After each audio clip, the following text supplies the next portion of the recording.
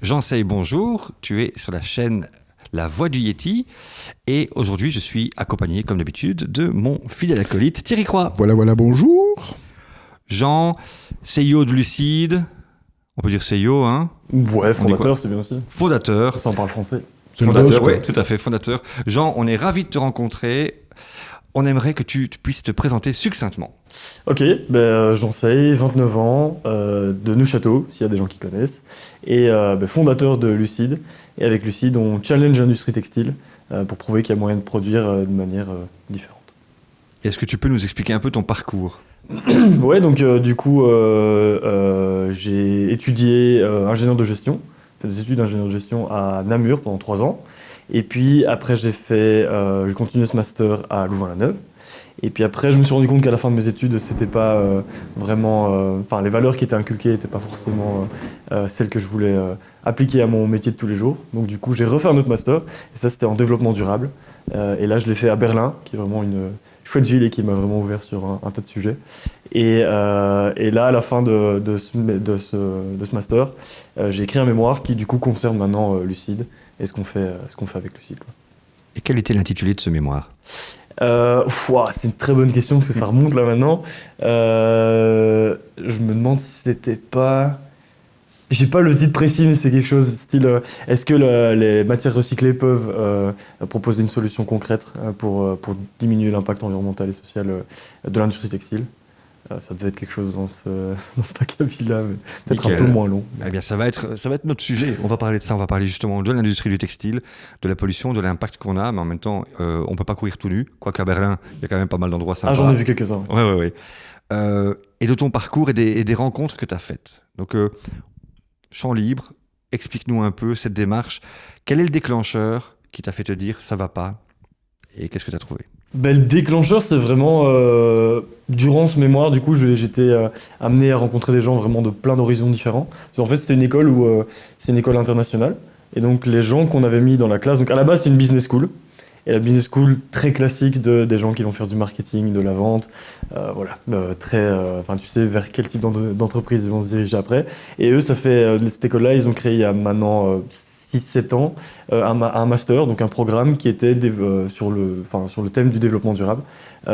Et donc dans cette classe-là, on était 40, c'est 40 personnes qui sont à l'opposé, je pense, au niveau des valeurs du reste de l'école, quoi. Donc on était un peu les bobos gauchos de l'école, et ça se voyait, je pense, quand on arrivait dans les locaux. Et alors ce qui était intéressant, c'est que ce master, en fait, tu pouvais y entrer avec un parcours de vie totalement différent des autres personnes de la classe. Donc moi, j'étais avec des gens du Pérou, donc ma copine péruvienne, je l'ai rencontrée durant ce master-là, qui avait fait des études de biologie, des gens qui avaient fait des études, je pense qu'il y avait une fille qui venait d'Allemagne qui avait fait histoire coréenne. Enfin, vraiment des choses de plein de backgrounds différents. Et ce qui fait qu'à la fin, tu avais toujours des discussions super intéressantes parce que chacun a un point de vue et un passé différent au niveau de sa propre vie. Ce qui fait que les sujets, on n'était pas tous toujours dans la même direction. On avait toujours des situations et des confrontations qui rendent, je pense, le débat vachement plus intéressant. Et ça m'a ouvert sur ma propre consommation, mes propres actions. Qu'est-ce que je veux faire de ma vie? Est-ce que je veux juste me mettre dans le système et être d'accord avec tout ce qui se passe, ou est-ce que je veux essayer de proposer quelque chose de différent? Et du coup, je me suis rendu compte que cette industrie textile, qui est une industrie qui nous concerne tous, parce que comme tu le dis, on n'est pas tous à poil, et qui va continuer à exister parce qu'on va toujours, je pense, porter des vêtements, cette industrie est vachement problématique. Ce qui fait que c'était intéressant de pouvoir voir s'il y avait moyen de mettre des solutions concrètes. Parce que pour l'instant, moi, je me retrouvais pas dans les marques qui m'étaient proposées au niveau du vêtement. Et le seconde main, j'achète beaucoup en seconde main quand j'ai besoin de vêtements, mais je trouve qu'il convient pas à tout le monde. Il y a encore des gens qui veulent pas acheter de seconde main. Il y a des vêtements que tu peux pas trouver en seconde main. Donc c'est toujours intéressant de pouvoir avoir une marque avec des nouveaux vêtements, mais avec des valeurs qui vont très loin. Et souvent dans l'industrie de la mode, pour moi, c'était soit tu avais une marque qui produisait avec des meilleurs matériaux et des meilleures pratiques, mais du coup c'était souvent délocalisé. Soit tu avais l'inverse, une marque qui était locale, mais qui produisait qui produisait un peu n'importe comment. Et là, c'est là que l'idée est venue de vraiment pousser les potards du développement durable à fond, et donc de faire quelque chose qui va être local et relocalisé, et en plus avec une chaîne de valeur qui est étudiée pour avoir une empreinte environnementale la plus faible possible, quoi. Donc c'est souvent ça, une prise de conscience qu'il y a plein de choses qui vont pas et qu'il faut les combattre. Et est-ce que, parce que là, on a l'étape où tu te rends compte en faisant ton master de la problématique, mais pour arriver à faire ce master, parce que tu disais que tu en avais fait un autre qui était tellement différent avant, qu'est-ce qui a fait qu'à un moment tu switches et tu dis je vais aller à Berlin faire du durable?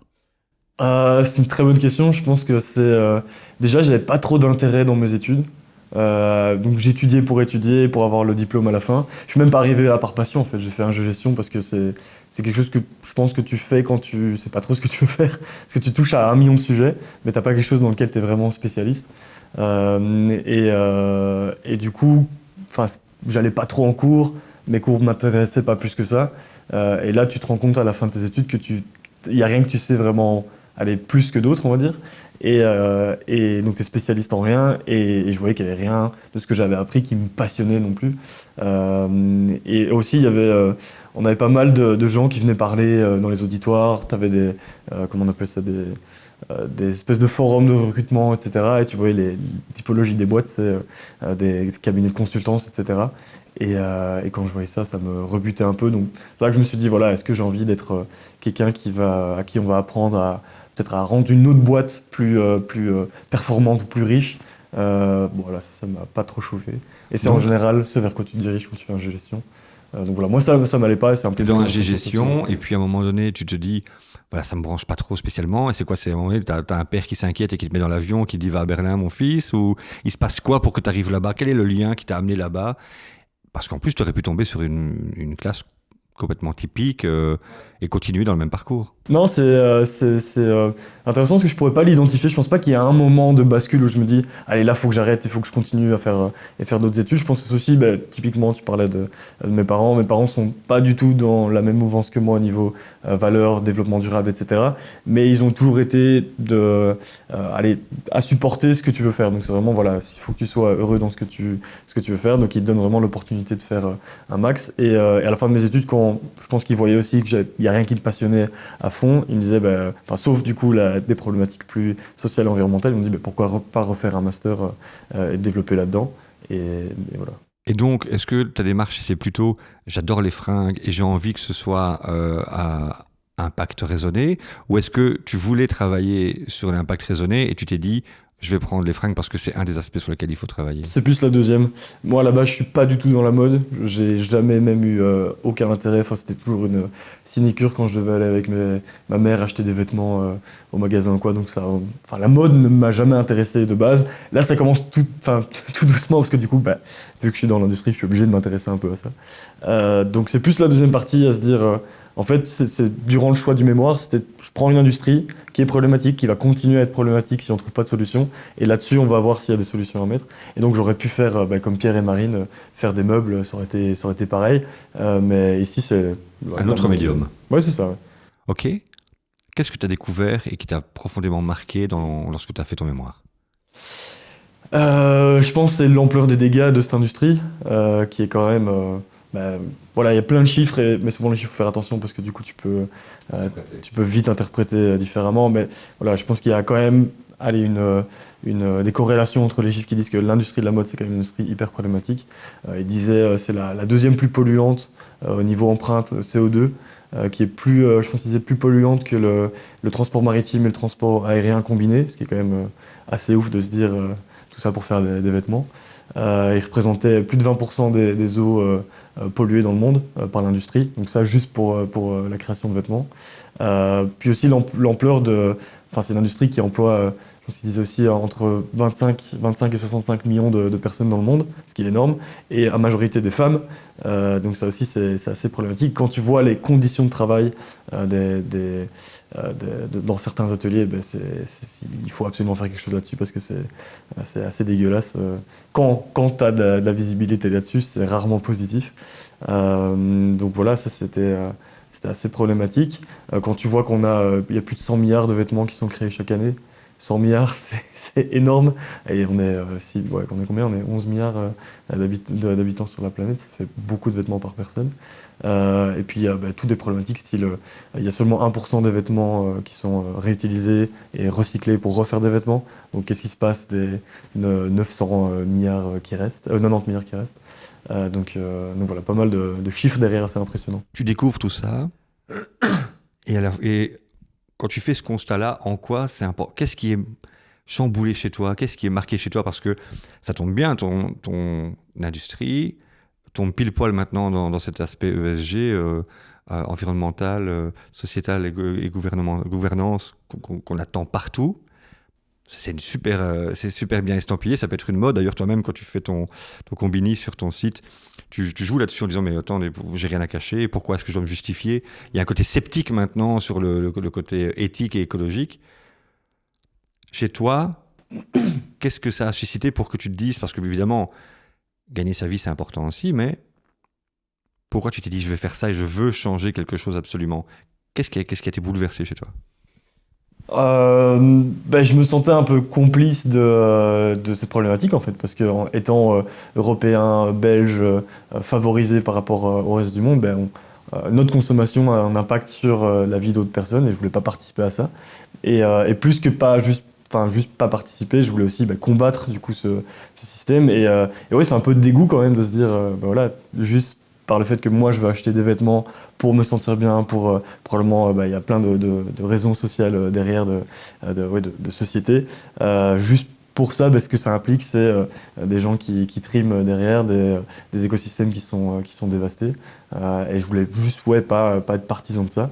Et donc ouais, je pense que c'est du dégoût. Et puis ce que j'aimais bien aussi, c'est le challenge qu'il y a derrière. Parce qu'on se bat quand même contre des gros... il y a des grosses marques, des gens assez puissants. Et aussi, c'est un phénomène de société, tout ce qui est fast fashion, etc. Donc il y a quand même beaucoup de challenges à essayer de résoudre. C'est un peu David contre Goliath, ça. Pour l'instant, ça l'est, mais on voit qu'il y a une mouvance ça commence tout doucement à se rééquilibrer.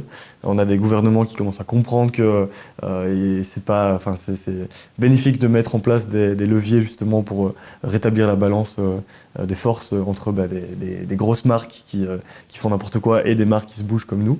Et même au niveau du consommateur, les chiffres montrent clairement que les gens commencent à réduire leur niveau de consommation, à acheter moins mais mieux.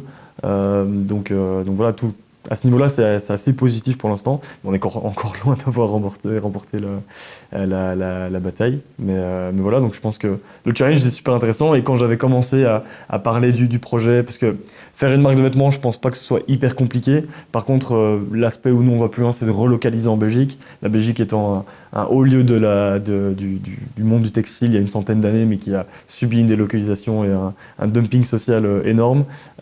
Tout s'est perdu, donc il n'y avait plus d'ateliers en Belgique, il n'y a plus de savoir-faire. Et vous bossez aussi avec des ateliers de travail adaptés. En plus, on travaille avec des personnes en situation de handicap, en réinsertion sociale. Tout ça, c'est en Europe, je pense, la production. En Belgique. En Belgique, et j'ai vu aussi sur ton site que tu as une entreprise au Portugal, c'est quoi? Tu bosses avec une boîte au Portugal. C'est ça. En gros, la chaîne de valeur, c'est le fil recyclé. Ouais. Il est recyclé en Espagne. Et puis après, il passe de fil à textile dans le nord de la France. Et puis après, la confection, donc on a des gros rouleaux de textile qui arrivent chez nous en Belgique. Pourquoi recycler en Espagne? C'est la matière première est là-bas, c'est le lieu où ils récupèrent le plus ou... C'est le plus local qu'on ait pu trouver en fait. D'accord. La manière dont on voulait de construire le site, c'était on va trouver d'abord le matériau qui a le plus faible impact. Ici pour l'instant c'était les matières recyclées. Donc c'est du coton en fait, des déchets etc. qu'on va venir broyer pour récupérer la fibre. Et avec ça on va le mixer pour le rendre assez solide pour qu'on ait des vêtements qui tiennent dans le temps. Parce qu'un vêtement durable c'est aussi un vêtement qui tient dans le temps.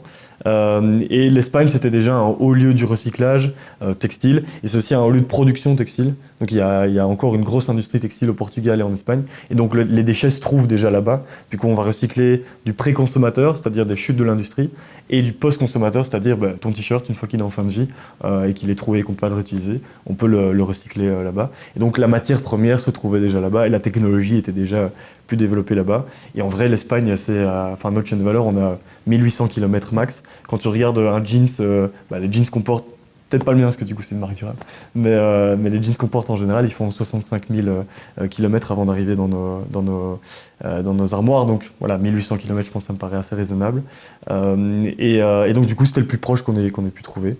T'as dit on, donc j'imagine qu'on ne fait pas ça tout seul.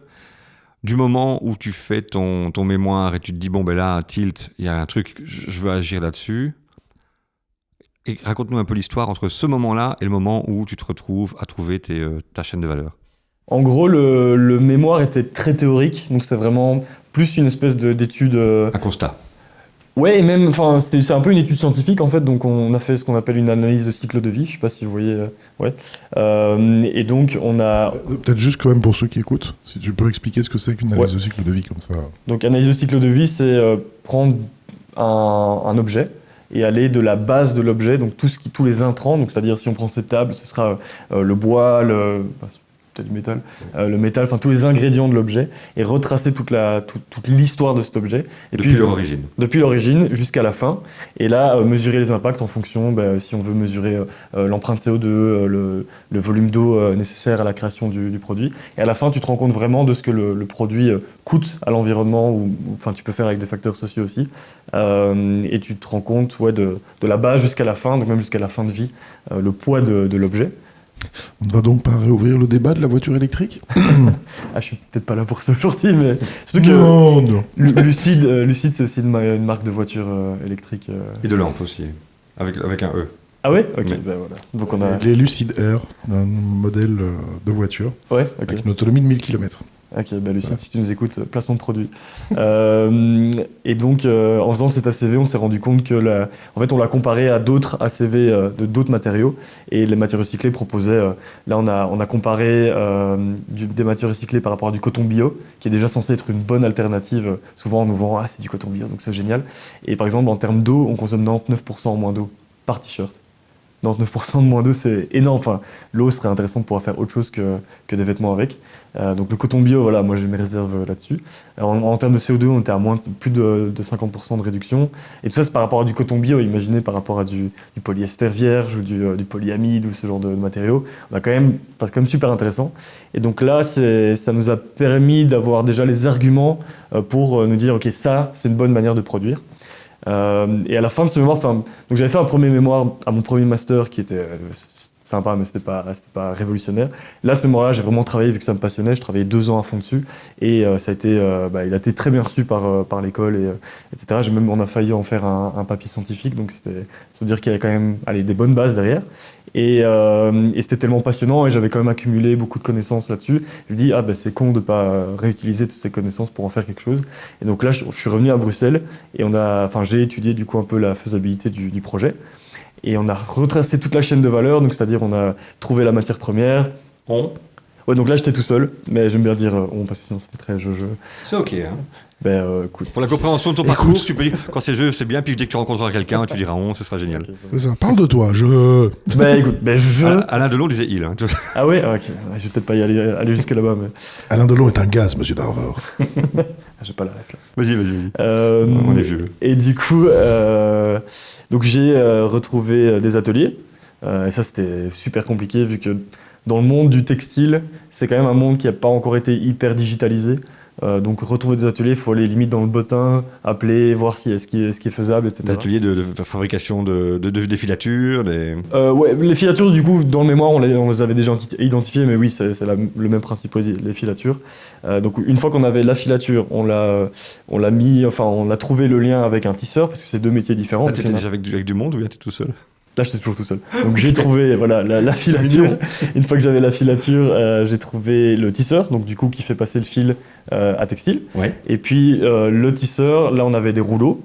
Et j'avais des rouleaux. Et avec ces rouleaux, j'ai été retrouver un atelier de confection. T'as tout fait ça tout seul en prenant le train, tout ça, en cherchant tes trucs. Ouais, c'est ça. C'est ça. Et donc c'est vraiment appeler des gens. Parce que là, tu savais que t'allais faire ta marque et que t'allais fabriquer. Je savais pas que ça allait je savais pas si c'était faisable ou pas en fait. Donc c'était vraiment essayer de déterminer si Tu t'étais dit je me donne un an, je verrai bien. Comment t'avais fait pour non, parce que j'avais un taf ici à Bruxelles. Tu faisais quoi? Je travaillais chez Sequoia. J'étais dans le magasin, donc c'était vraiment pour payer le loyer et avoir assez de temps pour faire mon activité sur le côté. Ok.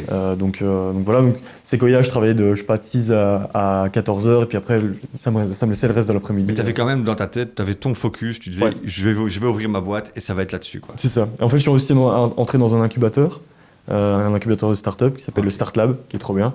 Ok. Donc ça c'est important. Donc C'est super important. tu faisais ce truc-là, mais tu avais des sounding boards avec lesquels tu pouvais partager un peu tes étapes, Exact. qui disaient fais ça maintenant. Je pense que c'est important ça pour le parcours, pour les gens qui nous écoutent aussi, de bien comprendre. T'étais pas seul tout le temps. Non. L'idée du gars dans sa chambre tout seul qui invente tout seul, c'est un mythe. Je suis pas sûr que ce soit un mythe, parce que je pense qu'il y a des gens qui sont clairement capables de le faire, mais... Et je pense que j'aurais pu le faire aussi tout seul, mais du coup j'aurais fait plein d'erreurs et j'aurais pris beaucoup plus de T'aurais temps. perdu du temps, ouais. Voilà, que le Start Lab, déjà, c'est, enfin, les incubateurs en général, ça te met en contact, ça te donne un réseau, ça te met en contact avec des gens qui ont de l'expérience ou qui disent voilà, moi je ferai ça, je ferai ça, je ferai ça. Aussi, ça critique un peu ton. Parce que moi j'avais quelque chose d'assez idéologique et combien de fois on m'a dit mais attends, relocaliser en Belgique ça va te coûter trop cher, c'est impossible, la qualité va pas être là. Ça, je t'avoue que c'est aussi, je parlais de challenge tout à l'heure. Moi, quand on me dit ça, ça me booste. Donc, Oui, c'est pas pour autant que tu as accepté leur idée. non, clairement, on m'a dit, voilà, pourquoi tu vas pas au Portugal? Portugal, c'est cool, les conditions de travail sont bonnes, etc. Il y a plein d'arguments contre et plein d'arguments pour, mais moi, je voulais vraiment avoir ce vêtement, cette consommation belge. Donc voilà, donc l'incubateur m'a permis vraiment de poser les jalons de ce qu'allait être Lucide, d'aller plus vite et d'éviter un max d'erreurs. Parce que l'entrepreneuriat, c'est pas juste avoir une idée, c'est aussi plein d'administration derrière, plein de vérifications, de tests, de prototypage, etc. Ouais, les dépôts de la marque. Ouais, voilà, tous les trucs cons, hein, mais... T'as dû lever des investisseurs? Non, ça non. J'avais un peu de fonds propres et on a assez vite généré de l'argent. Ta société? C'est en personne physique pour l'instant. Société, ok, ouais. T'es en personne physique, là? Ouais, mais on passe en société cette année. Okay. Parce que là, maintenant, je peux dire on, parce qu'on a des stagiaires et il y a un gars qui marche dans le projet. Donc voilà, là, ce sera on, mais à cette époque-là, c'est encore jeune. Voilà, ok. Donc là, à ce moment-là, t'es en personne physique. Ouais. Tu mets l'argent qui est dans tes poches, quoi. En gros, tu dis, voilà, j'ai des fonds et je vais les mettre dedans. Et tu fais ton cycle de vie. C'est ça. Et à un moment donné, tu vas voir ton incubateur qui dit, ah ben oui, tiens, avec ces prix-là, ça peut tenir la route. C'est ça? Non, parce que du coup, on a... Donc d'abord, j'ai trouvé les textiles. Après, j'ai retrouvé l'atelier. D'abord, on avait commencé, parce que je voulais un atelier à Bruxelles pour pouvoir me rendre facilement sur place. Puis, on s'est pas retrouvé au niveau de l'entente avec cet atelier. Mais là, on recommence à travailler avec eux. Donc du coup, c'était un peu... Et je pense qu'ils me prenaient peut-être pas encore au sérieux. Voilà, c'est ça. Je suis arrivé là, je suis pas dans la mode à la base. Je sais pas, je suis arrivé avec un dessin. Et avec une chaîne de valeur, ils me disent attends, il te faut un patron. Je sais pas ce que c'était un patron. Et gamin. Voilà, ils me parlent d'ourlet. Je sais quoi un ourlet, enfin tu vois. Là, je commence tout doucement à savoir ce qu'est un ourlet. Mais est-ce qu'il n'y a pas ce truc qui te drive un peu quand je t'entends, le côté challenge des causes perdues, tu vois? Parce que ouais, je vois ce que tu veux dire, mais je trouve ça toujours dommage quand quelqu'un te regarde un peu de haut et te dit ben non, c'est pas possible. Parce que du coup, moi en tout cas, ça me drive, mais je pense qu'il y a plein de gens que ça arrête. Alors que tu sais que c'est impossible jusqu'à ce que tu aies essayé en fait. Donc, puis maintenant dont on connaît l'équipe dont tu es supporter de foot, on sait que tu aimes les causes perdues. Ok, je vais pas mentionner, les gens trouveront eux-mêmes l'équipe, mais c'est Charleroi. Non. C'est pas Charleroi. On continue. Donc tu aimes ce challenge, tu mets l'argent de ta poche, tu bosses à côté, tu lâches rien, tu rencontres tes donc tu as ta chaîne de valeur, tu peux commencer à construire. Et puis, à ce moment de bascule, j'ai l'impression aussi où tu dis, OK, je passe à l'acte. En gros, dans l'histoire, il y a eu une phase de test. Donc, quand on a trouvé toute notre chaîne de valeur, donc on avait un atelier à Philippeville, près de Charleroi, qui était du coup un atelier de travail adapté, où dans un atelier de travail adapté, tu as plein de départements différents. Il y en avait un qui était le département couture, et à l'époque, ils faisaient plutôt soit des petites pièces pour des petits designers, donc 3-4 blouses, ce genre de choses, ou en plus gros volume, mais plus des housses de coussins, des choses comme ça. Donc pas vraiment beaucoup de prêt-à-porter. Et donc nous, on arrive là en disant, voilà, on sait qu'il y a un marché, on l'a vérifié. Nous. Non, là, c'était je l'ai encore. Donc j'arrive. On t'embête plus avec ça. Non, mais écoute, je veux dire jusqu'au moment où ça se passe. Donc j'arrive à l'atelier, je dis voilà, j'ai fait un patron avec des étudiants de Francisco Ferrer, donc une école de mode ici à Bruxelles, qui m'avait fait un patron de t-shirts. On arrive avec le textile, on fait un premier prototype, et puis après, là, je lance un site web, je lance une page Instagram. Et en fait, tu bosses en lean startup à ce moment-là. Ta méthode, c'est vraiment, tu fais un proof of concept, tu essaies de trouver un peu une communauté qui va te donner le feedback automatiquement, et tu vas travailler en petite quantité pour tout de suite adapter et améliorer ton produit. C'est ça. En fait, à l'époque, j'avais fait beaucoup de co-création. Donc on a la page Instagram, je dis voilà, là il y a ce modèle de t-shirt, qu'est-ce qu'on devrait modifier pour qu'il soit parfait selon toi? Et à l'époque on avait peut-être, je sais pas, 200 personnes qui suivaient la page, et donc on avait, je sais pas, 150 réponses, et en fonction de ça, j'ai pu vraiment calibrer le t-shirt pour qu'il réponde enfin qu'il y ait un bon market fit, comme on dit dans le jargon entrepreneurial.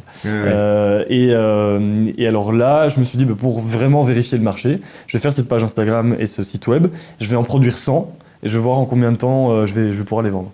Risque faible finalement. 100, c'est pas énorme. Voilà. Tu risques pas ta vie et en même temps, c'est déjà une belle mesure. C'est ça. Et là où je voulais aller plus loin, c'est 100, je pense que n'importe qui pourrait vendre 100 produits, enfin sans objet. Sauf que là, moi je me suis dit, je vais demander à ma famille et mes amis de pas en acheter. Parce que sinon, les 100, ça tronque. Voilà, ça tronque. Il y a déjà 50 qui est acheté par la famille. Du coup, tu vérifies pas un marché. Il l'achète pour toi, il l'achète pas pour le produit, quoi. Et les 100, en un peu moins d'un mois, sont partis. Et là-dessus, je dirais qu'il y a 80% des gens que je connaissais ni d'Ève ni d'Adam. Donc ça c'était un check. Voilà, ça c'était ok. Le marché est prêt pour des produits qui sont quand même sensiblement plus chers. Une chaîne de valeur, parce que moi je me suis dit, ça se trouve, les gens ils s'en foutent que ce soit produit en Belgique, mais on voit que le fait de se dire, c'est produit à 50 km de chez moi, ça joue dans la décision. Est-ce qu'on est d'accord de dire que c'est plus cher, mais en fait c'est pas cher? Ouais, c'est ce qu'on dit souvent. Là, je peux dire on parce que c'est l'équipe. On dit que nos vêtements sont plus chers que la moyenne, mais c'est plutôt la moyenne qui est pas assez chère. Parce que quand tu te rends compte des coûts qu'il y a derrière un vêtement, avoir un t-shirt à 10 €, ça n'a pas de sens. Parce que si tu peux pas payer quelqu'un, tu peux pas payer des transports, tu peux pas payer du textile sans qu'il y ait quelqu'un qui soit enfumé. Qui soit lésé. C'est ça. Et même nous d'ailleurs, finalement, parce que avec l'impact écologique, si on payait le vrai coût de l'énergie du transport, ce serait impayable. Exact. Typiquement, quand on pense à l'empreinte d'un vêtement, on pense souvent à si c'est fait en coton bio ou si c'est fait en polyester. Mais en fait, il y a aussi le coût de la confection. Parce que la confection, donc il y a un coût social évidemment, mais aussi au niveau environnemental. Parce qu'en fonction du mix énergétique du pays dans lequel tu produis, tu as une empreinte qui est plus ou moins grande, quoi. Donc produire en Chine, c'est pas seulement une problématique de traçabilité, de transparence ou une problématique sociale, c'est aussi une problématique environnementale. Parce qu'eux ont un mix énergétique hyper carboné, beaucoup plus carboné que le mix de la Belgique par exemple. Mais qu'est-ce qui fait que on est encore une somme de gros consommateurs ignorants et qu'à un moment donné, on devient éclairé et qu'on a une réelle conscience et qu'on se dit le fait que je paie pas cher quelque chose a un impact négatif sur ma vie, sur la vie de mes contemporains. À quel moment on passe le cap? Comment il faut l'expliquer pour que les gens finissent par comprendre? J'ai pas la recette miracle là-dessus, mais... Toi, tu as eu de l'éco-scepticisme, tu as eu de l'éco-anxiété. Ouais, clairement. Ouais. Comment ça s'est traduit, toi? On fait une régression, mais tu as eu ça tout petit, tu avais des parents qui étaient déjà anxieux eux-mêmes. Il s'est passé quoi? Je pourrais pas vraiment avoir un événement, le tournant. Je pense que ça s'est fait petit à petit, donc ça a démarré plus par ma consommation personnelle, typiquement mon alimentation. Quand je me suis rendu compte, ça c'était plutôt un tournant.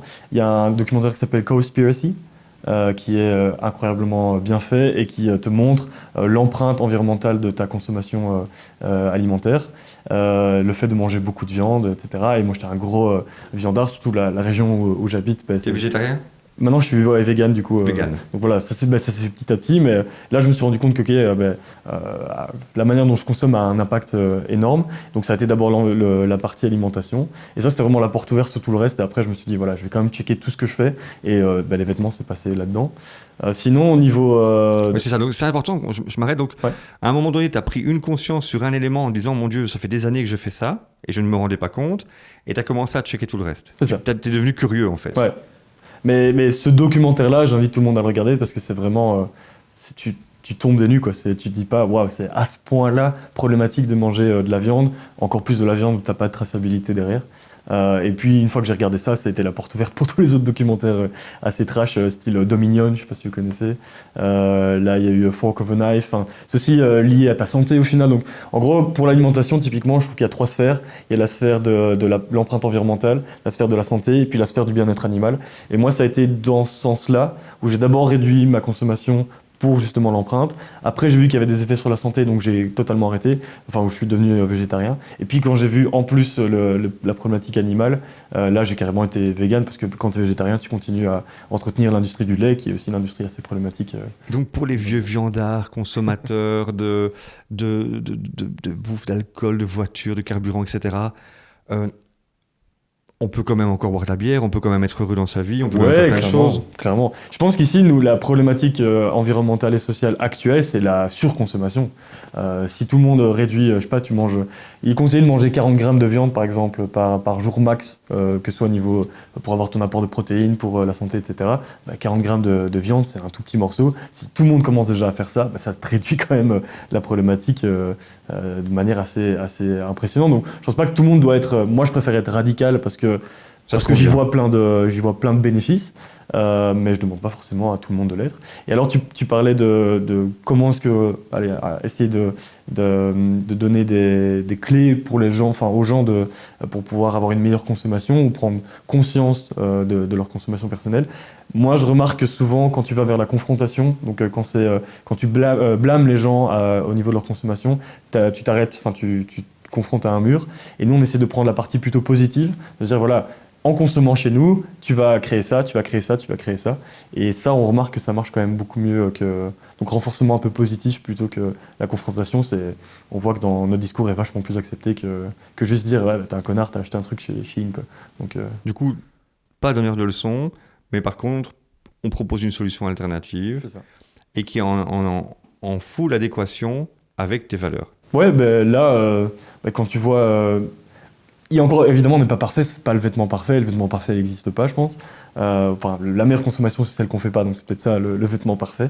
Mais je pense qu'on a quand même poussé très loin notre réflexion, où chacune de nos actions est basée sur une grosse réflexion. Donc, typiquement, récemment, on a lancé des soldes.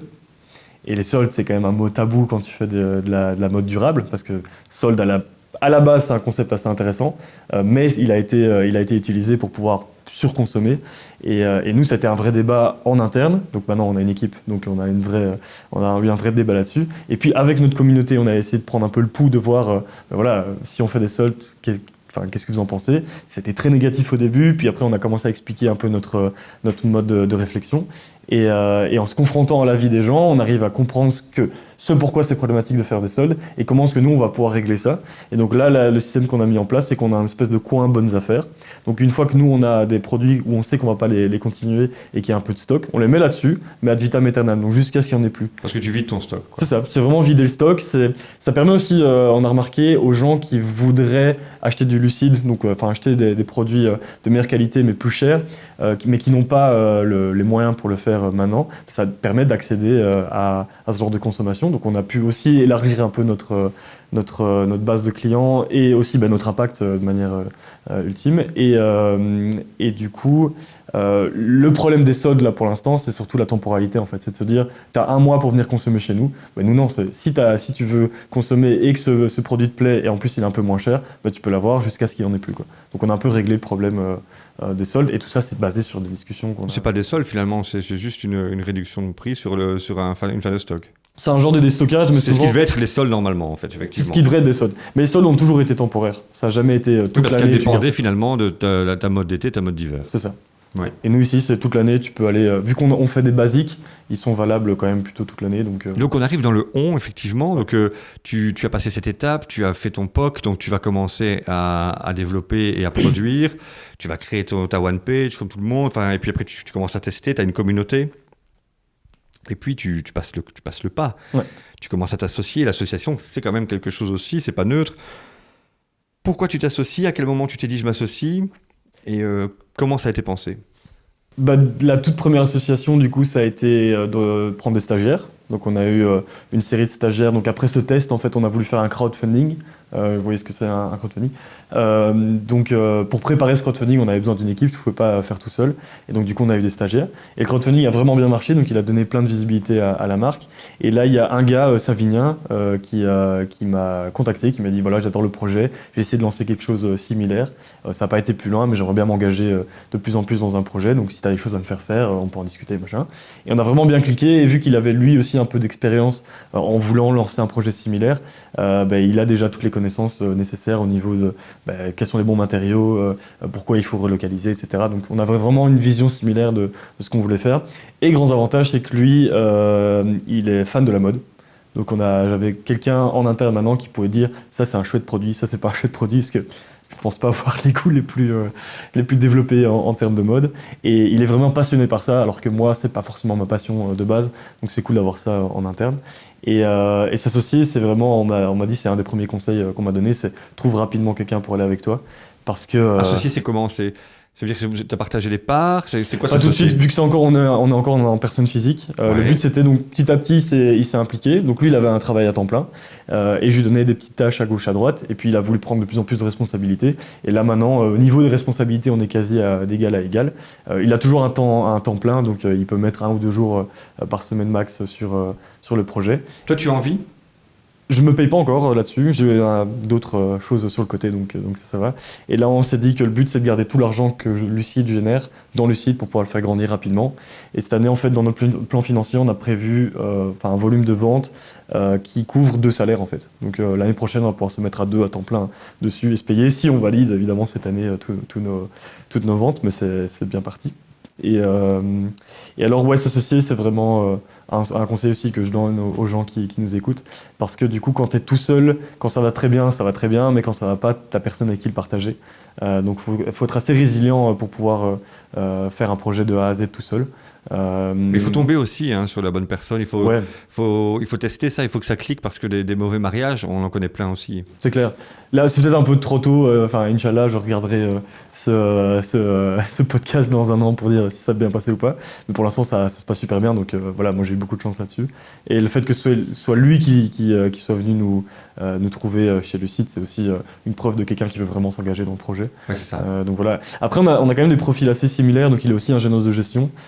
Mais il a vraiment cet attrait, comme je disais, à la mode et du marketing digital que moi, je maîtrise pas forcément. Donc du similaire et du complémentaire, avec quand même des codes communs. Ouais. D'une vision commune. C'est ça Et qui est un important. intérêt pour ce que tu faisais déjà à la base. C'est quelqu'un qui tu l'as pas cherché, il est venu quoi. C'est ça. Et on est très d'accord sur plein de sujets. Donc, je pense que j'ai une approche radicale de ce que je vois au niveau de la mode et de comment on devrait faire une marque de vêtements qui est vraiment durable. Et ce qui est bien, c'est qu'il la partage aussi. Donc, on n'a jamais de conflit sur. Je sais pas, on s'est jamais dit, tiens, maintenant on va faire un vêtement. Ce vêtement-là, il marche trop bien, on va le faire en coton. Non, ça n'a jamais été ce genre de discussion. Donc, on est vraiment très alignés sur les valeurs et sur la vision. Et ça, je pense, c'est primordial quand tu travailles avec quelqu'un. C'est quoi ta vision à 3 ans, 5 ans C'est une question qu'on me pose souvent et j'ai toujours du mal à répondre.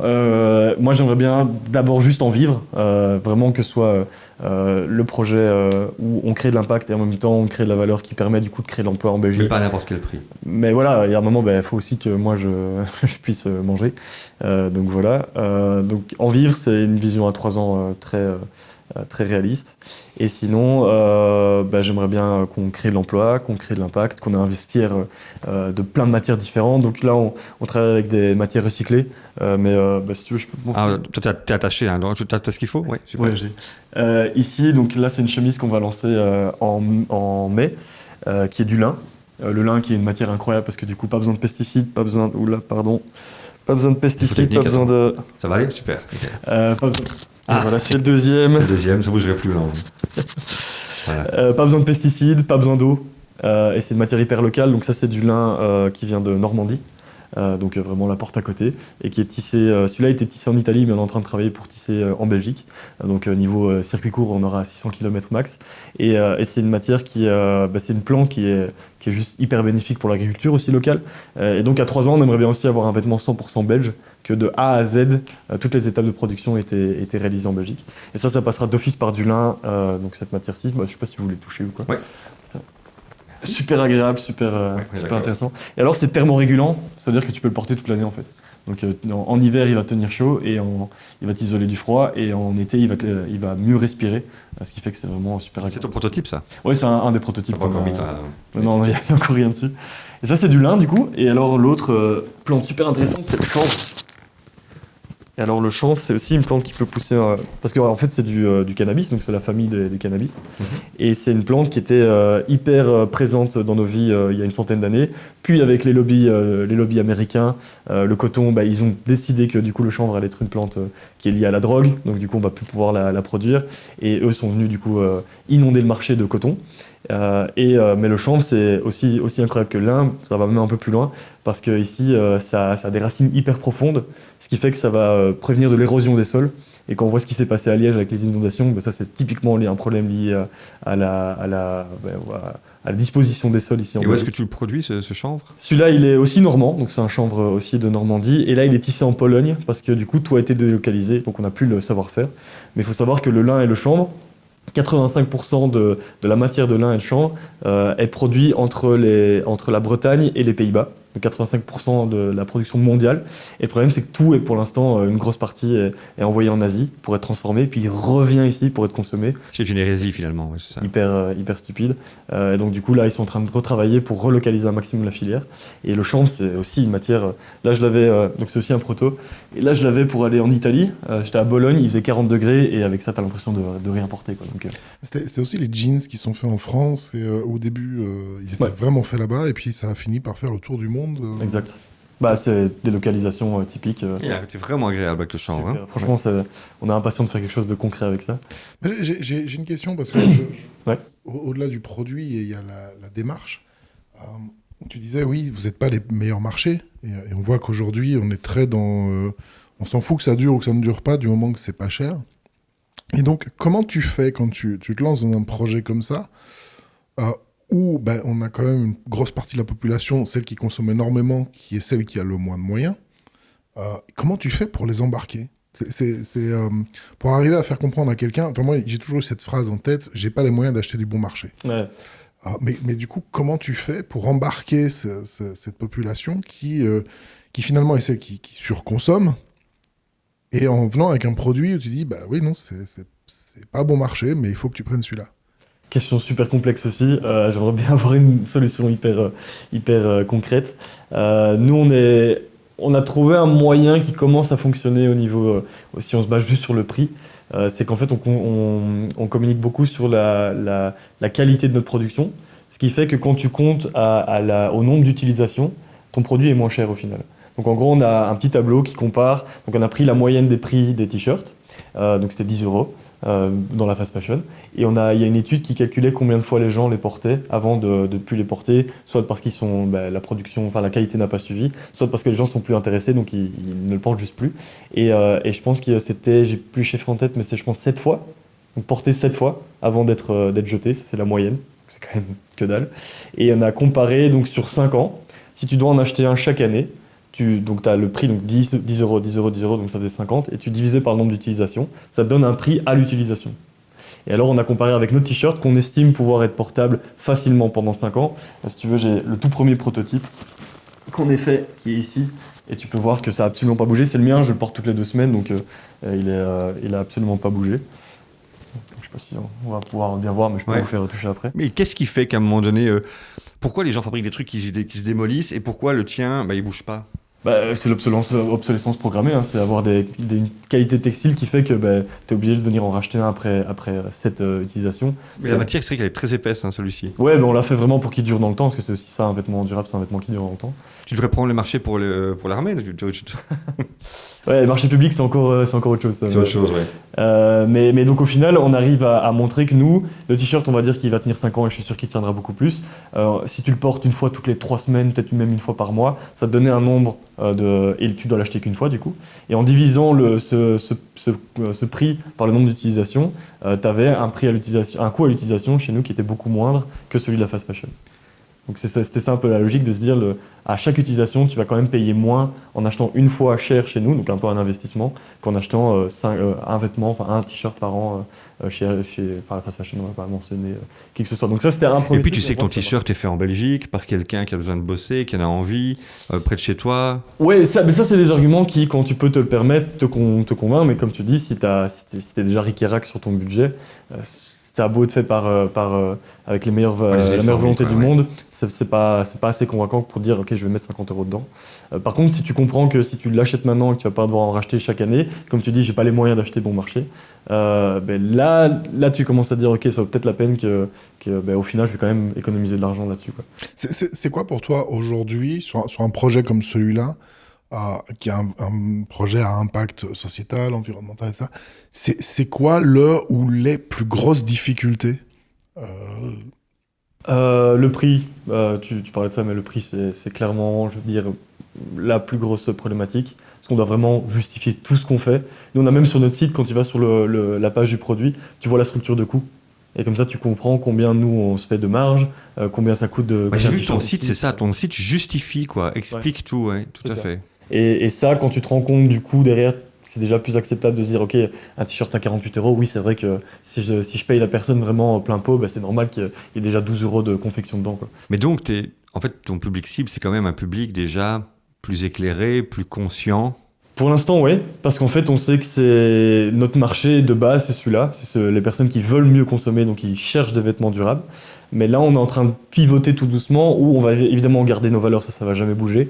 Mais notre communication commence à différer un peu, parce qu'on est quand même une marque de mode. Donc il faut pouvoir intéresser aussi par le produit en lui-même, parce qu'on est un produit de mode. Et alors une fois que tu arrives à intéresser la personne parce qu'elle a envie de t'acheter, si en plus tu peux valider parce que tu as les arguments de c'est local, c'est meilleur moins mauvais pour l'environnement, etc. Là c'est vraiment, tu peux aller choper des gens qui sont pas forcément éclairés de base, quoi. Au travers des réseaux sociaux, ce genre de choses. Ouais, notre communication c'est... Je pense qu'il y a un collègue, en tout cas, je ne vais pas parler d'un concurrent, mais en tout cas un collègue qui fait plus ou moins ce genre de choses aussi, qui est vachement sur les réseaux sociaux et qui effectivement explique il continue à expliquer ce qu'il fait, mais surtout il met en avant le prix sur ces quelques produits phares qu'il va lancer. Okay. Mais ma question aujourd'hui, c'est de me dire, on est quand même limité par ce nombre de personnes éclairées, ces personnes sensibles. Les gens qui sont beaucoup plus dans la pulsion auront quand même des difficultés à se dire tiens, ce t-shirt à la con, il me fait rire, ça coûte 5 €, je le paie, quoi. Ouais, et là c'est un truc qui dépasse le site. Je pense que c'est juste un changement de narratif en fait. Je sais pas si vous en avez parlé avec Pierre et Marine, mais c'est un sujet que j'ai déjà abordé avec eux. Pierre et Marine de l'Atelier 80. D'Atelier 80, oui. Référence à un autre podcast. Tout à fait. Là, tu touches quelque chose qui est plus grand que juste le site. C'est simplement un changement de narratif, de se dire, il faut que ça devienne plus cool, de moins consommer, d'avoir de tout le temps porter la même chose, etc. Comparé à toujours avoir une garde-robe qui change tous les jours, quoi. Oui, j'ai l'impression qu'on est en train de basculer. En tout cas, avec votre génération, ça commence doucement. Je suis pas sûr. Je pense qu'on vit. Est-ce qu'à un moment donné, on n'aura pas de la honte quand on sortira avec un caddie débordant, de trucs dégueulasses? Je nous le souhaite, mais je pense qu'on vit un peu dans une bulle. Enfin, les gens dans cette pièce, on doit plus ou moins être tous avec des mêmes valeurs et des relations qui sont similaires à ce qu'on vient de dire là maintenant. Mais j'ai des exemples très concrets en tête de personnes pas si loin que moi, pas si loin de moi, qui continuent à consommer de cette manière-là. Donc, je suis pas sûr que je pense que ça change évidemment. Il y a de plus en plus de monde qui sont conscientisés là-dessus, mais je suis pas sûr qu'on soit loin d'une majorité. J'ai vu que les voitures de luxe devenaient une honte maintenant, que les gens avaient des difficultés à sortir avec leur voiture super sport là, dans des endroits où c'est plus classe d'avoir une voiture super sport qui pollue. Ça commence à être un peu has-been, quoi. Non, c'est juste que les routes en Belgique sont pas prévues pour les voitures super sport. Les voitures sont trop basses, donc ils ont juste plus. Rien à voir avec la honte, c'est le cul. Il y a quand même des politiques aussi où le SUV qui va être surtaxé à Paris. Enfin, t'as quand même des choses qui bougent par rapport à ça. Moi, j'ai une question justement sur ce sujet-là, puisque ici, je ne connais pas une personne, à moins que quelqu'un, ce soit un psychopathe, mais qui te dise on s'en fout de la planète, on s'en fout de la... Il y en a plein. Je sais pas, mais tu vois, quand tu viens, t'as envie de dire, bah oui, on veut que le monde aille mieux, on veut de la qualité, on veut... Enfin, les gens qui se disent, moi j'achète un jeans, mais je m'en fous, s'il tient 2 jours, j'en rachèterai un autre, j'en connais pas beaucoup. Et c'est un peu la quête aujourd'hui qui s'opère, je trouve, dans la qualité. Avant, je mettais un 501, je le tenais 10 ans. Aujourd'hui, t'achètes un 501, ils te le mettent déjà troué et ils te le vendent 250 balles. Mais c'est en sachant qu'il y a ce truc où tout le monde est d'accord pour dire, c'est nécessaire, ça doit se faire. Qu'est-ce qui fait que les gouvernements ou les trucs, pour toi, hein, donc ton avis là-dessus, qu'est-ce qui fait qu'il n'y a rien qui se met en place ou que ça reste toujours ce combat de David contre Goliath? Qu'est-ce qui fait qu'à un moment, Goliath, il se dit pas « Oui, en fait, j'ai été con ». Il y a des choses qui s'appellent les lobbies, qui bloquent quand même énormément des avancées. Là, je travaille avec Kaya, je ne sais pas si vous connaissez Kaya. Du coup, c'est un groupement d'éco-entrepreneurs, où c'est un espèce de think tank, où on va travailler sur des sujets bien précis. Et le but, c'est d'arriver avec des propositions de loi, où on va aller chercher des partis ici en Belgique, et leur proposer d'intégrer ça dans leur programme électoral, leur programme de choses à mettre en place. Et souvent, on vient avec des choses quand même assez concrètes. Enfin, c'est pas très longtemps que je travaille là, mais pour avoir déjà lu ce qu'ils font, ça va quand même très loin dans la réflexion. Et ils disent « Ouais, c'est très beau, c'est cool et tout ». Et puis après, t'en entends plus parler. Et je pense que c'est juste que le système politique actuel ne permet pas de pouvoir mettre des choses à long terme déjà. Et tu te bats contre des forces qui sont beaucoup plus complexes que simplement dire « Ouais, on va t'aider parce que c'est mieux de favoriser ce que toi tu fais, quoi ». Donc je pense que y a beaucoup de variables à prendre là-dedans. Et c'est juste ultra complexe d'avoir tout qui est connecté. Et si tu bouges un truc, ça va bouger un autre. Donc du coup, c'est plus complexe que simplement dire ouais, il faudrait aider les petits et détruire les gros, quoi. Donc, Et quel est ton regard en tant qu'entrepreneur de ta génération sur les règles du jeu et donc ce système politique actuel? Quel regard tu portes dessus?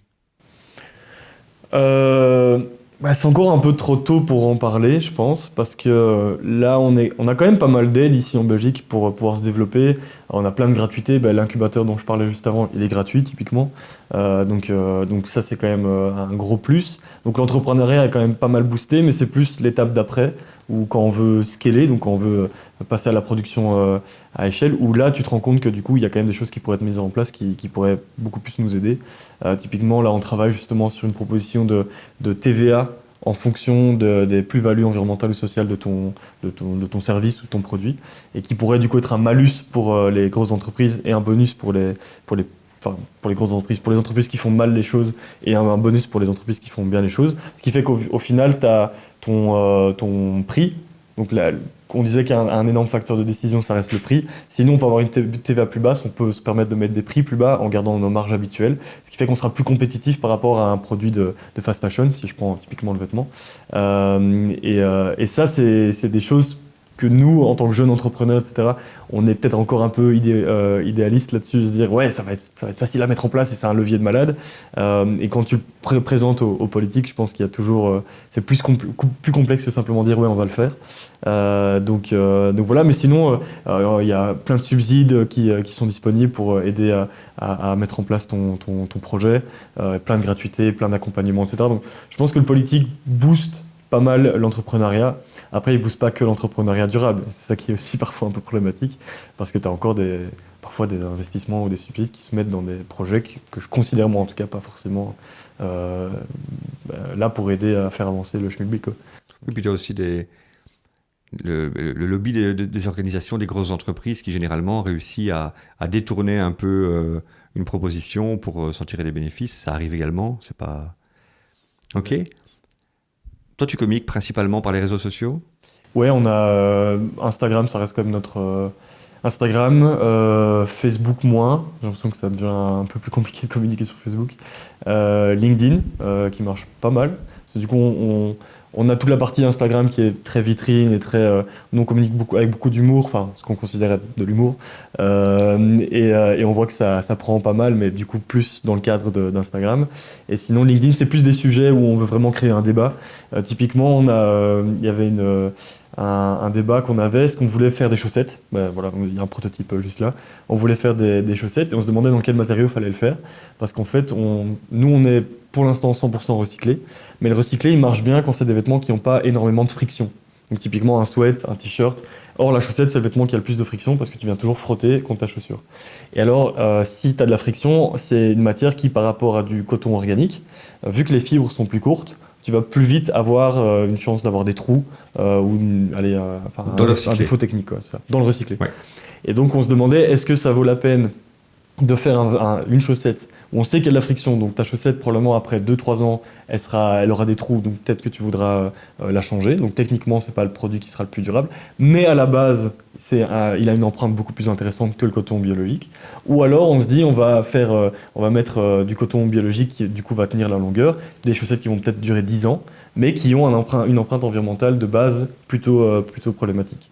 Et donc on proposait ça, et alors nous on avait déjà notre idée de ce qu'on voulait faire, et en fonction des réponses des gens, là sur ce post-là on a eu plus de 200 commentaires, donc vraiment ça a été un gros débat, et qui a pas mal tourné, et on avait des visions qui venaient d'un peu partout, et à la fin on s'est rendu compte que la plupart des gens nous disaient « moi de toute façon après 2 ans mes chaussettes elles ont disparu ». Donc les gens ne gardent pas des chaussettes. Et donc c'est là qu'on s'est dit, la première étape pour nous au niveau de la production, ça va être une chaussette qui aura l'empreinte la plus réduite, parce que dans tous les cas, après 2 ans, les gens ont perdu leurs chaussettes. Donc si elle a des trous après 2 ans, c'est pas grave, parce qu'elle sera déjà plus là, quoi. Donc là, on est en train de développer cette chaussette-là. Et puis de l'autre côté, on se dit dans 1 ou 2 ans, quand on aura déjà bien avancé sur la première, on va faire une chaussette en coton 100% biologique, qui du coup va durer 10 ans. Mais pour les gens qui, eux, font attention à leurs vêtements et qui veulent garder leurs chaussettes un maximum de temps, quoi. C'est vrai que l'argument de tu achètes cette paire de chaussettes, elle va rester 10 ans, c'est pas le truc qui me vient en première idée, effectivement, ouais, je comprends. C'est vrai que surtout pour des chaussettes, parce que des t-shirts, tu vois, par exemple. Ouais, t-shirt, oui. Quand t'aimes bien ton t-shirt, tu veux pas le donner, quoi. Celui-ci, il a presque 10 ans, mais c'était sur Tee Public. Il a suivi ta forme. Il a suivi ma forme, mais alors les dessins partent, mais c'est les t-shirts de geek à la con sur les sites. C'est ce qu'on dit, hein, le dessin part, le t-shirt reste. Ouais, mais tu vois, mais c'est le truc où moi je me rends compte qu'en tant que consommateur, je regarde le rapport prix-durée.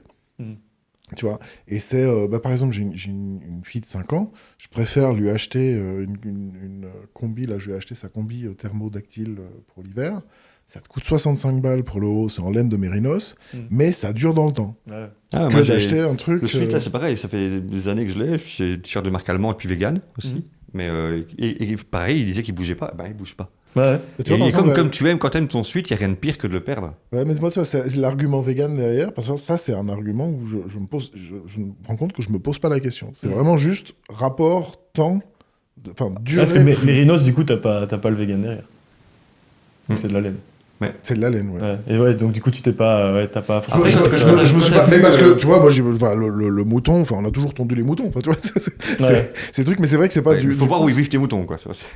Oui, voilà. Mais là encore, on revient sur ton truc. Ouais. Je pense que le problème n'est pas la consommation, mais la surconsommation. Tu vois. Ouais. Le fermier qui traite sa vache tous les matins à la main et qui lui caresse le pis, j'ai pas de problème à boire. Enfin, tu vois, je vois pas où est le problème de boire le lait. Tu peux pas boire son lait parce qu'il va être pris par. D'abord, on l'a vu avec le problème des agriculteurs. Tu bois pas son lait, tu bois le lait de l'industrie qu'il a acheté à un prix dérisoire. Oui, mais donc, tu vois, moi, c'est là qu'avec le débat vegan, alors c'est bien que tu sois là, finalement le problème, ça reste la surconsommation parce que tu peux avoir. Encore une fois, tu peux boire du lait d'une vache. Mon arrière-grand-mère qui avait sa ferme à Herbizoy, truc paumé près de Mons.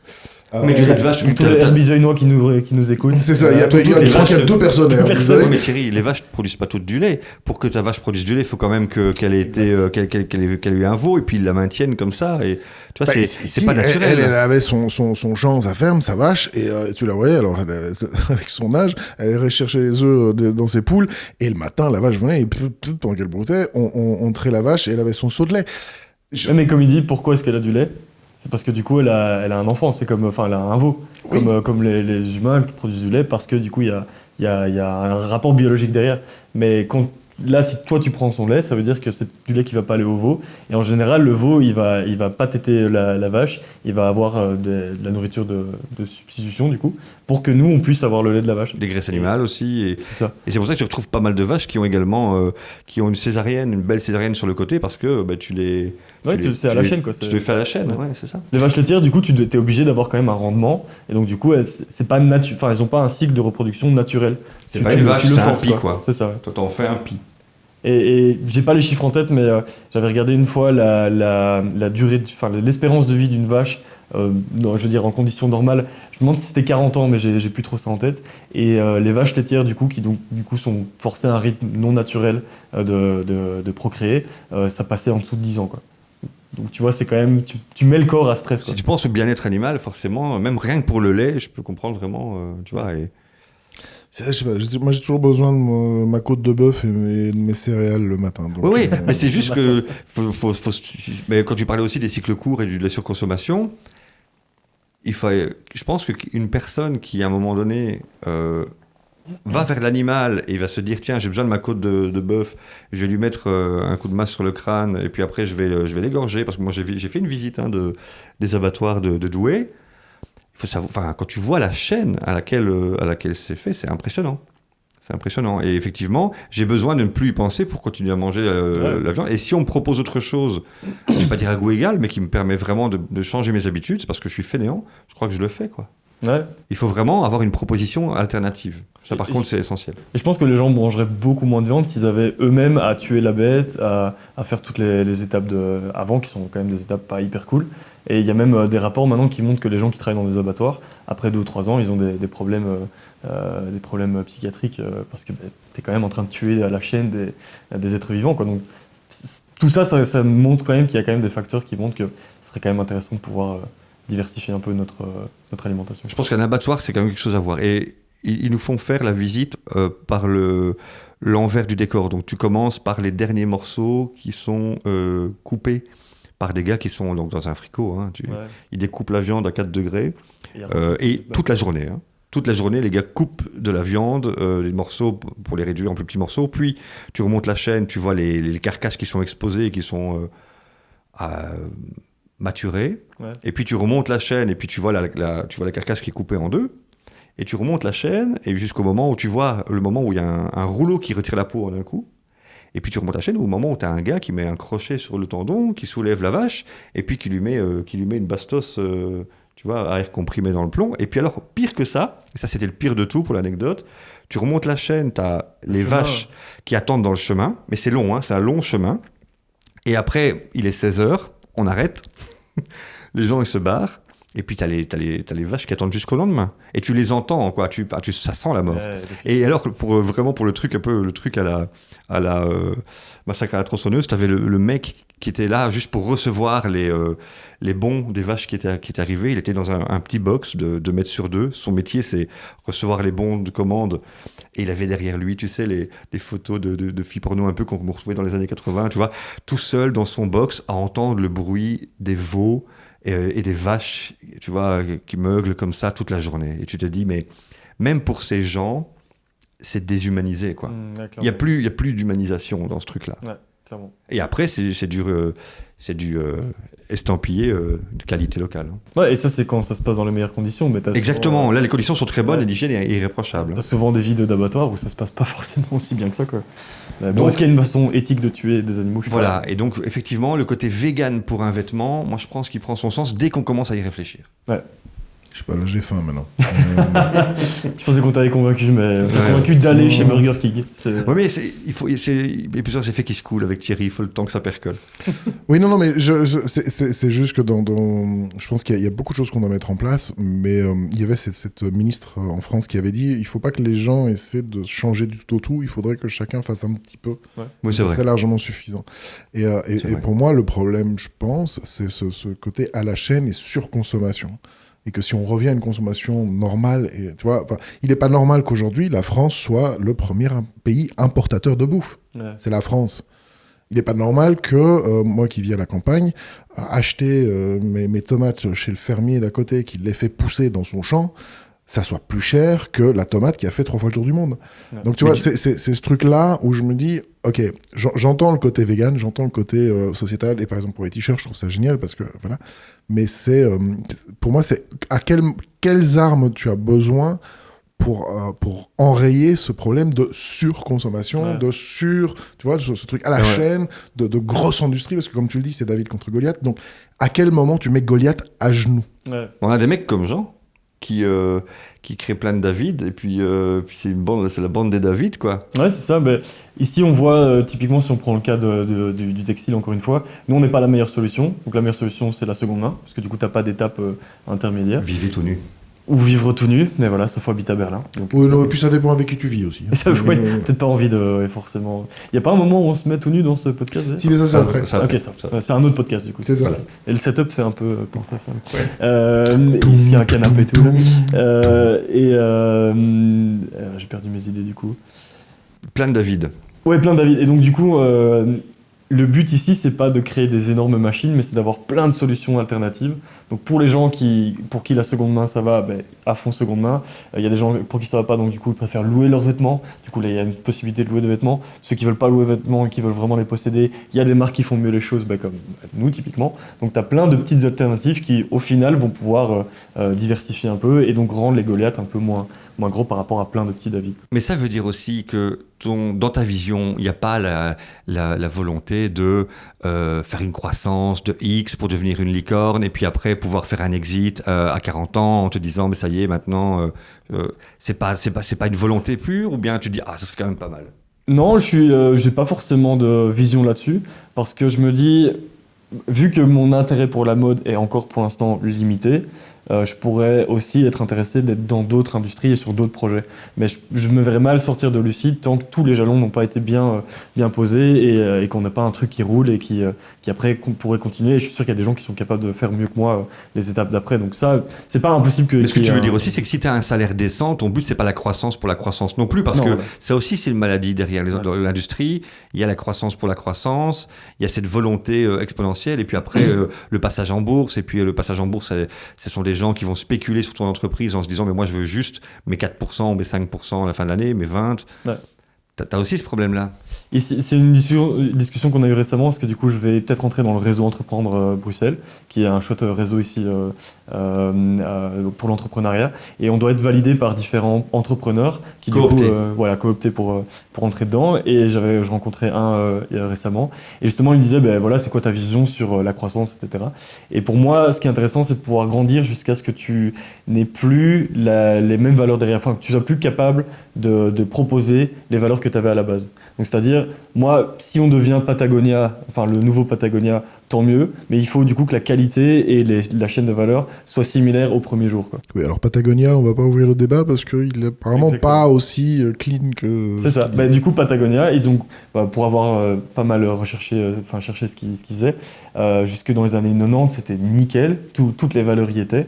Et puis, au fur et à mesure, ils ont tellement grandi qu'ils peuvent plus assurer ce sur quoi ils se positionnent à la base, quoi. Mais du coup, ça me fait penser à une question bête, mais parce qu'aujourd'hui on est fort dans la mondialisation et comme tu dis, on cherche des licornes qui à un moment vont grandir et devenir ces espèces de Goliaths, mais alors on perd les valeurs. Ouais. Est-ce qu'on ne devrait pas revenir justement, plutôt que d'avoir un truc plutôt mondial, revenir à du local, mais à un réseau de local? Est-ce que ça pourrait pas devenir l'espèce de croissance de se dire, il y a Lucide en Belgique, une tribu, quoi. Il y a un truc en France. Une meute, tu dis toi, hein, Jean. Exact. Mais tu lis dans mes pensées, parce que ça c'est aussi un plan qu'on a, c'est de se dire, voilà, pour l'instant on vend principalement en Belgique, parce que du coup c'est consommation locale, vu que c'est produit en Belgique. On vend un peu en France, on vend un peu au Luxembourg, donc vraiment tous les pays limitrophes, et on limite. Donc s'il y a quelqu'un qui nous achète des États-Unis, c'est con parce qu'il y a des marques qui font exactement ce qu'on fait aux États-Unis, autant consommer là-bas. Et ce qu'on s'est dit, c'est si le projet, si Lucide fonctionne bien ici en Belgique, on pourrait voir la même chose apparaître, donc un Lucide Allemagne, un Lucide Portugal, un Lucide Espagne, etc. Où les gens qui achètent, donc un Espagnol qui veut acheter du Lucide, pourrait acheter du Lucide mais qui est produit en Espagne. Donc c'est vraiment un modèle qui pourrait être réplicable à d'autres pays et d'autres régions. Et là, du coup, ça crée aussi plein de petits David, comme on disait. Et tout ça, chacun avec un réseau de circuits courts le plus court possible, en fait. Et ça, c'est une vision, du coup, pour répondre à la vision, c'est aussi une vision qu'on a. Je pense que tu fais partie de ces inspirateurs, de ces jeunes qui sont encore aux études et qui sont en train de se dire tiens, je préfère aller guindailler que faire mes cours parce que finalement, c'est moyen. T'es le témoin idéal. Qu'est-ce que tu as envie de leur donner comme conseil ? Continuez à guindailler, parce que c'est cool. Hein. C'est le moment où vous pourrez continuer à le faire sans devoir faire des podcasts le lendemain, par exemple. Mais je pense s'informer, c'est le plus important. Moi, c'est comme ça que mes valeurs actuelles sont venues. C'est parce que du coup, j'ai pris le temps de m'informer sur différents sujets, rencontrer un maximum de gens. Parce que, les réseaux. Voilà, les réseaux. Et même, moi, je pensais, avant d'arriver à Berlin, je pensais que j'étais déjà à un niveau de conscientisation environnementale, sociale assez élevé. Et en fait, j'étais super loin parce que j'étais conscientisé, mais à l'échelle d'un petit privilégié bruxellois, belge. Donc, rencontrer des gens, voyager. En train, c'est mieux, évidemment. Mais voilà, vraiment se confronter à d'autres manières de penser, c'est super enrichissant. Et ouais, faire ce qu'on aime, parce que se forcer à faire des choses qu'on n'aime pas, ça sera jamais positif, quoi. Mais quand tu dis s'informer, parce que je trouve ça intéressant, mais du coup s'informer où? Parce qu'aujourd'hui on sait qu'il y a tout type d'informations, tout dit tout et son contraire. Et donc s'informer, oui, mais alors du coup s'informer où et comment? Bah, même moi, en te donnant du coup mes sources, c'est d'office biaisé aussi, donc voilà, je sais pas si c'est la meilleure des solutions, mais je sais pas, il y a plein de médias qui permettent vraiment de bien s'informer. Moi, ce que je suis en tout cas me permet d'avoir les informations que je recherche. Tu peux en citer quelques-uns, hein. On mettra les liens, c'est toujours intéressant. Ouais, mais si c'est au niveau textile, il y a The Good Goods, qui est un chouette blog qui va vraiment décrypter les différentes matières, les différentes choses que tu peux mettre en place au niveau environnemental et social dans la mode. Moi, il y a un média que j'aime beaucoup qui s'appelle Vaquita, qui est du coup le média lancé par Hugo Clément, l'activiste français qui porte du Lucide d'ailleurs, il a un t-shirt bleu Lucide. C'est cool. Et Vaquita, du coup, c'est un média où il fait pas mal de reportages sur plein de problématiques c'est plutôt environnementales, du coup, et très lié à l'animal. Donc ça, c'est super intéressant. C'est un ancien de chez Barthez. Ouais, ça. Le quotidien. Ouais. Il y a ça, des podcasts, moi j'écoute full podcast. Je trouve que c'est ça qu'on parlait aussi de se confronter à d'autres manières de voir les choses. Il y a un podcast qui s'appelle Génération Do It Yourself, qu'imagine que vous connaissez, qui est un podcast vraiment très bien foutu, mais des fois qui invite des gens qui sont à des valeurs très opposées des miennes. Mais du coup, c'est un peu intéressant de savoir comment ces gens-là pensent, parce que c'est aussi, voilà, c'est très intéressant, on disait, d'avoir plein de David, mais ce serait aussi intéressant de pouvoir switcher les Goliaths. Et typiquement sur Génération Do It Yourself, il y a beaucoup de Goliaths qui viennent. Et savoir comment eux ils pensent et quels sont leur schéma de pensée, ça pourrait être intéressant. On aime bien les David. De quoi? On aime bien les David. Je vois que c'est plutôt des David que. Ah, de temps en temps, un bon coup de Goliath, tu sais. Oh. Un Goliath le matin, c'est cool. On était justement dans les références. Est-ce qu'il y a aussi une ou l'autre référence, un bouquin, un truc qui t'a marqué, où tu t'es dit, mais ça, lisez-le? Ouais. On parle de Patagonia, il y a Yvon Chouinard, qui est du coup maintenant l'ancien fondateur parce qu'il est parti de Patagonia, qui a fait un livre où il retrace vraiment toute la vie de Patagonia et comment le projet s'est lancé. Je pense que c'est Laisser les gens surfer, ou je sais comme ça le nom. Et vraiment hyper inspirant du coup de voir le schéma de pensée de comment ils sont arrivés à faire Patagonia, parce que parler de mode durable dans les années 70, c'est quand même hyper alternatif. Cool, ouais. Ouais. Donc ça c'est cool. Et sinon, un truc qui n'a rien à voir avec le développement durable, moi j'ai lu un livre qui s'appelle Made to Stick, donc il faut savoir que je lis pas beaucoup, mais quand j'en lis un, il reste en mémoire. Et là, Made to Stick, c'est plus lié à la communication, et en fait, c'est deux chercheurs qui ont essayé de repérer ce qui fait que les gens retiennent une histoire. Et alors, ils ont pris, donc, quelles sont les histoires typiques qu'on retient? C'est les légendes, donc tu vois, un peu les mythes, etc. Je sais pas, le mythe de la Dame Blanche, ou ce genre de choses. Tu peux vraiment le mettre tu peux raconter l'histoire, et chacun a une manière de raconter l'histoire qui est assez similaire, avec des détails qu'on va repréciser qui sont similaires. C'est-à-dire qu'il y a des similitudes entre tous ces récits qu'on retient. Et alors, ils ont décrypté ça, et ils donnent des clés de comment faire un bon storytelling et comment faire un message que les gens vont retenir, basé sur du coup des recherches c'est comme ça qu'un message est retenu, quoi. Et ça, c'est super intéressant. Celui-là m'intéresse. Made to Stick, du coup, qui est vraiment. Made to Stick. On mettra le lien. Qui est vraiment très chouette. En commentaire. Et sinon, on parlait de.